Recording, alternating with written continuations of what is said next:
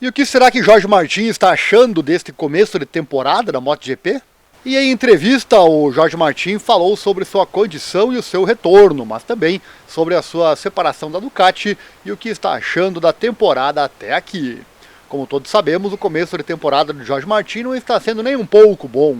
Ele que já havia meio que jogado a toalha, né, pois não acreditava que poderia ser competitivo com a Aprilia, precisa agora ver de casa a Aprilia muito boa nessa temporada, ficando então nessa sensação de se eu estivesse lá, né?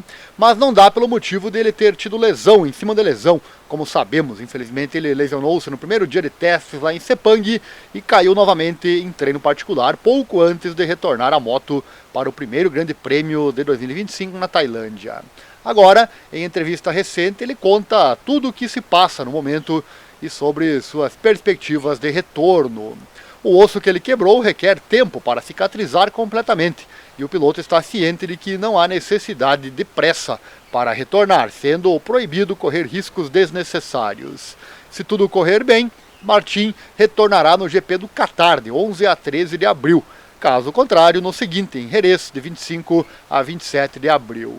Sobre sua recuperação, ele disse que está correndo bem, mas mais lenta do que ele gostaria. Mas esse é o prazo e seria um erro acelerá-lo. Correria o risco de fazer tudo demorar ainda mais. Espera estar no Qatar, mas apenas se não envolver riscos. Sobre os resultados que conseguirá atingir este ano, ele obviamente não consegue ser preciso. Diz que o objetivo é voltar e tentar vencer imediatamente seria a melhor maneira de se machucar novamente. Diz que não pode garantir a vitória ou mesmo o quinto lugar, mas garante que fará o seu melhor. Sobre a Ducati, não é segredo para ninguém que ele esperava ser promovido para a equipe principal. E pensando agora, provavelmente essa queda em Sepang não teria acontecido se essa promoção tivesse acontecido, né? Mas é óbvio que não vivemos de ses. Sobre isso, ele diz que parecia que tudo estava indo dessa forma e então, de repente, tudo mudou.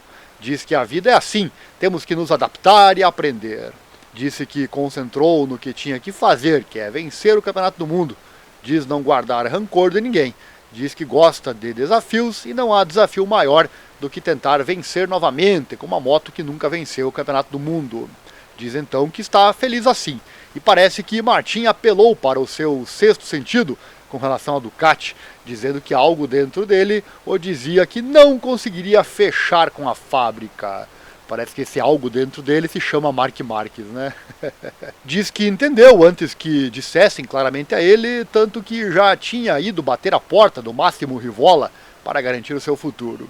Mas claro que sabemos, né, que também o seu ego deve ter feito ele, deve ter pesado, né, um pouco, afinal ele poderia ter ficado na Pramac Ducati, que provavelmente não seria Yamaha hoje se isso tivesse acontecido. Apesar que, claro, talvez já existisse um acordo nesse sentido com a marca japonesa, que nós não sabemos, e que Martin talvez já soubesse, mas tudo isso são suposições. O mais provável mesmo é que a Pramac ficaria com a Ducati se Martin tivesse permanecido. Mas chorar o passado não adianta, e Martin sabe bem disso. Sobre essa questão da Pramac, falamos bastante sobre esse assunto no vídeo que eu postei ontem aqui no canal, vou deixar aqui no card para você. E sobre a temporada atual, ele viu de casa Marc Marques tomando seu lugar na Ducati de fábrica e vencendo todas as corridas, sprint e longas até agora.